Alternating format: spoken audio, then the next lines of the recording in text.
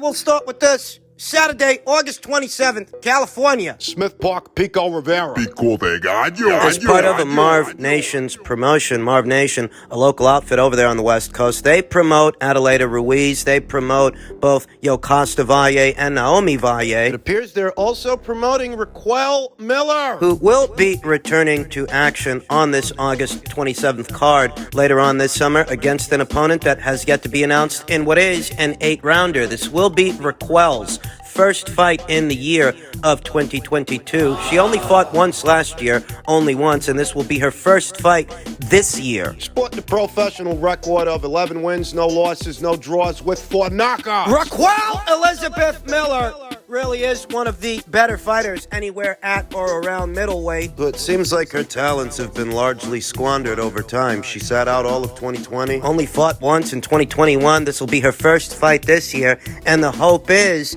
that perhaps this will be a more productive year for Raquel than last year was, that this won't be the only time she gets out there and sees some action, because Raquel, capable fighter that she might be, she's not getting any younger. She's 37 years old, hasn't fought for a full alphabet title yet. One fight that I could really go for, just anywhere at or around these weights, is Raquel Miller versus Christina Hammer, or Raquel Miller versus Frenchon Cruz, for all the marbles, all the belts in the super middleweight division. Lest we forget, Raquel's last fight against Sonia Dirrell was well above the super middleweight limit. It was up there at 177 pounds. That was 8 months ago. This 8-rounder she's about to participate in is being billed as a super middleweight contest, and the woman to beat at super middleweight really is Frenchon Cruz. She's got all the belts, all the brass. Raquel Miller's one of these fighters whose professional career didn't pan out the way that I expected. One of several fighters who I had higher expectations for. Firuza Sharapova, who's supposed to be dabbling in mixed martial arts in her next outing. Sofia Ochiguava, standout amateur whose professional exploits are not akin to her amateur exploits. She was a decorated amateur, but she's not a decorated professional. And Raquel Miller, who's got all the skills to pay the bills, the look of a champion, though not the schedule, not the activity. She really is one of the better fighters at or around these weights, but you'd never know it because she barely fights. And I don't know that we can lay the blame at Raquel Miller's feet for the schedule she's keeping. It could be mismanagement, could be a lack of opportunities. Circumstances could lead to a sparse schedule of activity like this one. I won't just jump to the conclusion that it's a lack of motivation and a lack of drive. We know that in boxing, opportunities, depending on the fighter and the weight class, they can be scarce, especially at these weights, up there at middleweight and super middleweight. Raquel's not with a major promotional outfit, though I don't know why. I don't know why one hasn't picked her up, as she's easy on the eyes, very good boxer, comes from a respectable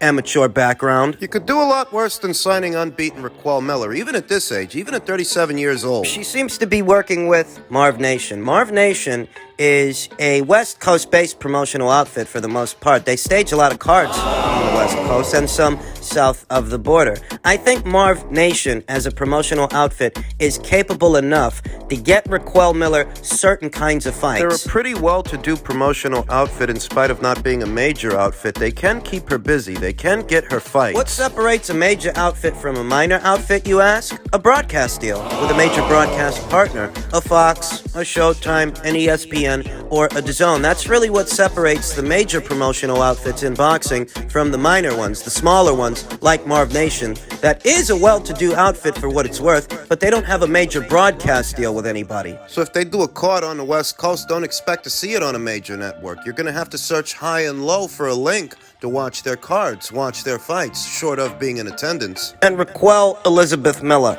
is set to be participating on a Marv Nation card in August. I hope this year turns out to be a better year for her, because time is of the essence, and it waits for no man or a woman, if she's going to do something in the sport of boxing, she needs to do it now. I'd love to see Raquel Miller versus the winner of Shields versus Marshall, or Raquel Miller against Franchon Cruz at 168 pounds. I could really go for a Raquel Miller versus Hannah Gabriel's fight, a Christina Hammer fight. There are some fights out there. The talent pool up there at those weights gets shallower the higher you go, but there are still some good fights out there for Raquel. Let's hope that 2022 turns out to be a more productive year for San Francisco's own Raquel Miller. It's going to be back in August. Keep your eyes peeled for that. In men's welterweight news, Showtime executive Stefan Espinoza says he's confident Spence versus Crawford will happen. Well, he better be. The onus to do the fight is on him. If it doesn't happen, you're going to have a hell of a hard time convincing people that it's not your fault, because Bob Arum and Top Rank, they're not in the picture anymore. So all the financing has to come from you, all the effort. You've got to do it. With contenders Jaron Boots Ennis, Virgil Ortiz, and Conor Benn closing in on Spence versus Crawford, these two champions must fight this year. Everyone wants to know about Spence versus Crawford, and hopefully Ryan Garcia and Tank Davis as well. I can't promise either one of those. I feel pretty confident that we can get to Spence versus Crawford before the end of the year, said Stefan Espinoza of Showtime 2 seconds out. If we're able to get Spence versus Crawford done, that'll be 2 fights for undisputed titles this year as well. The path is much clearer to Spence versus Crawford than Ryan Garcia versus Gervonta Davis. And the 2 undisputed fights he's referencing, it's not Gervonta Davis versus Ryan Garcia, it's Charlo versus Castaño 2, which was a great fight, by the way. Spence versus Crawford would be the second undisputed fight they put on Showtime. It's an excellent fight. I think it's a tough fight for both guys. I've always favored Crawford in the fight, but I think it's a winnable fight for Spence as well, said Tim Bradley 2 seconds out about the Spence versus Crawford fight. I'd say Spence probably has the best basics in boxing, a great jab, he stays behind it, and he has great fundamentals. He's a tremendous puncher to the body and has a great inside game, and he's consistent with it.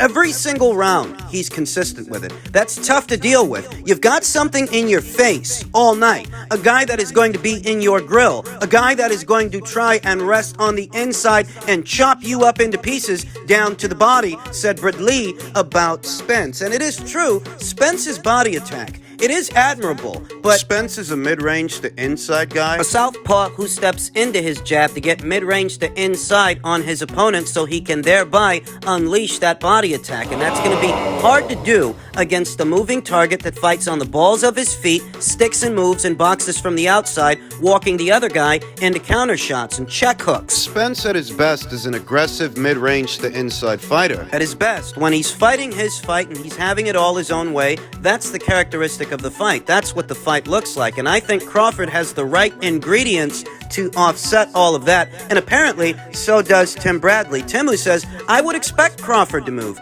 Crawford, I feel, has better feet. I think he's a better boxer and a better counterpuncher as well. I think he can use that to his advantage in the fight. He's a little bit longer than Spence as well, and he has power, sneaky power. He has strength as well, and he's not going to stand there and let Spence hit him down to the body. He's going to move and use angles. Any mistakes Spence makes, you can expect a counter. It's going to come.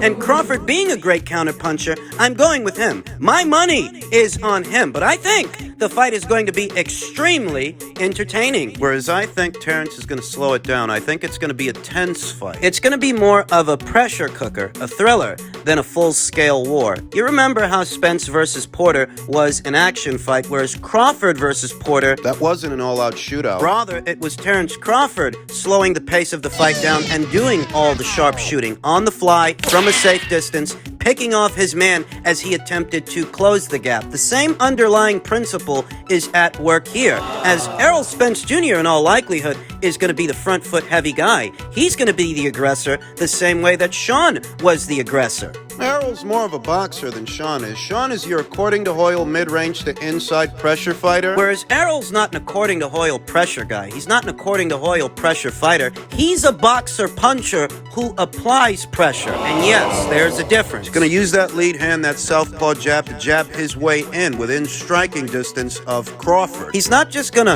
dive in the way that Sean Porter would, leading with his face, winging shots, winging hooks, and looping backhands. No, he's going to use his jab because he has a good one. And it's because he characteristically uses his jab as a range finder to step into it and get close to the other guy. It's because he's going to use his jab that Terrence has the ability to slow this fight down and control it. If you're off the mark with the jab and you can't touch him with it, or the jab gets countered. If Terrence can counter Errol's jab out of either the southpaw or orthodox stances, Errol doesn't get to bring over the backhand. He doesn't get to bring over his straight left hand. What Errol Spence Jr. characteristically does is up the tempo round after round, throwing punches in bunches, but you don't get to that point if Terrence fights on the fly, stays on the move, and looks to walk Errol into shots, the body attack, backhand, they don't even come into it. Though for those of you that have been following this channel a while, you'll have already heard me say all of that already. I favor Terrence Crawford to win the fight so long as there is a fight to win.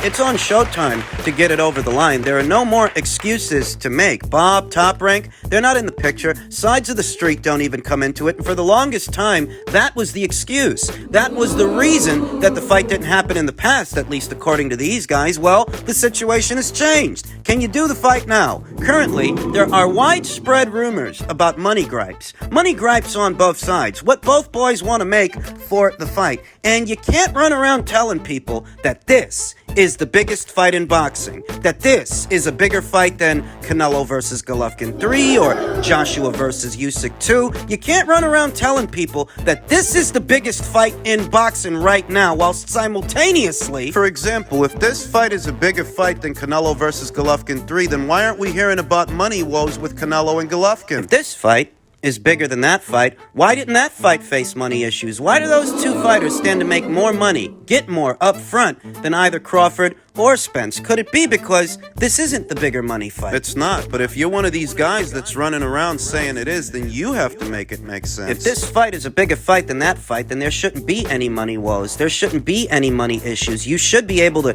guarantee both these boys whatever it is they want because you're the one saying this is the bigger fight. The biggest fight in boxing. Well, if it's the biggest fight in boxing... Money shouldn't be an issue. It's the biggest fight in boxing. According to you bozos, it is. Ultimately, it's up to Stephan Espinoza, Showtime, and the two teams to get this fight over the line. While it's not the biggest fight in boxing, in my humble opinion, it is the biggest fight in the welterweight division, and it is a big fight overall, just perhaps not commercially bigger than Canelo versus Golovkin 3. So stop lying to yourselves. It's childish.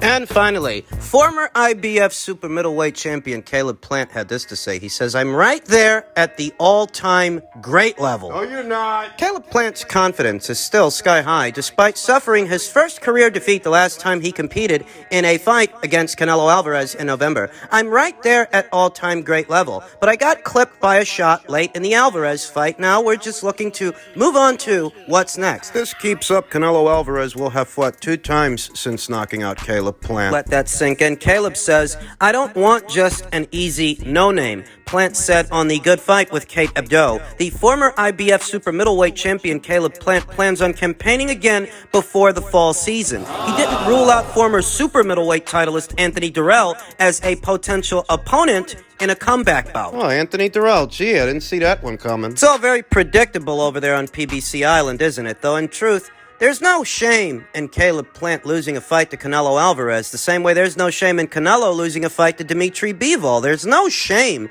in any of it. The real shame is how long it's taking for Caleb to return to action. The Dirrell fight is not a done deal yet, but as I said, we're looking to get the biggest name possible, said Plant. Coming off a loss, I might not be able to get the biggest fight out there right off the bat. I want somebody that's going to push me and the fans can enjoy, and somebody that is going to give me even more momentum stepping back into the biggest fight I can get after that. I understand that I've got to work my way back. That just comes with the territory. But that's something I want to do. Just continuing to work on my craft and getting better. And I'm going to be back soon. The 29-year-old Tennessean also admitted to some kind of an ailment, but was coy in offering details. "I've been letting something heal up, and that's why I haven't been back yet," said Plant. "I want to get back to my winning ways, and then let the world know why I've had to take a little more time off. Until then, I want to keep it under wraps, and it seems like there's always something wrong with these guys. Always some kind of something that keeps them out of action. With Charlo at middleweight, he had an alleged back injury. Most people don't feel his back was actually injured because he was seen at a nightclub. Looked like he was drunk. This is the first I've heard since the Canelo-Alvarez fight about Caleb dealing with some kind of an ailment or some kind of an injury. Caleb, who said, "I feel like I've got a lot of momentum coming off the Canelo fight, even though things didn't go my way. We were disappointed in that, but I felt like I showed the world that I'm right there at world-class level. It's not like I went out there and embarrassed myself and got beat up and hadn't won a round. It was disappointing because I didn't come to do good, I came to win. I showed and proved to myself that I'm not scared of anybody. I'm not scared to go out on my shield. I just got clipped late in the fight, and anybody can get clipped. Roy Jones has been clipped. Muhammad Ali has been clipped, and Roberto Duran